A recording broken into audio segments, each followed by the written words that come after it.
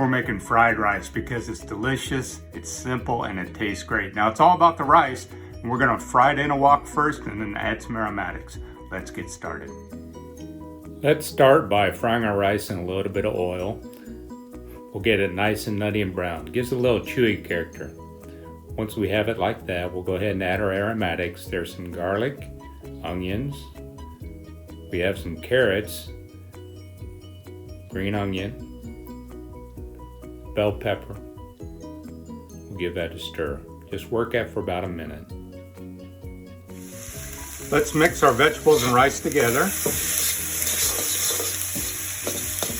Now to this, I'm gonna add some flavoring. It's all about the rice. You don't want to over flavor fried rice. So you can see how small that is. A little soy, oyster, and sesame oil. Let's stir fry all that together. Fry your egg until it's fully cooked.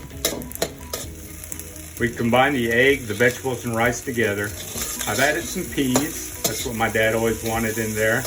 And we've added a little bit of seasoning, just to dial it in the way I like it. We always use a little bit of salt, that's to your taste, and a little bit of white pepper.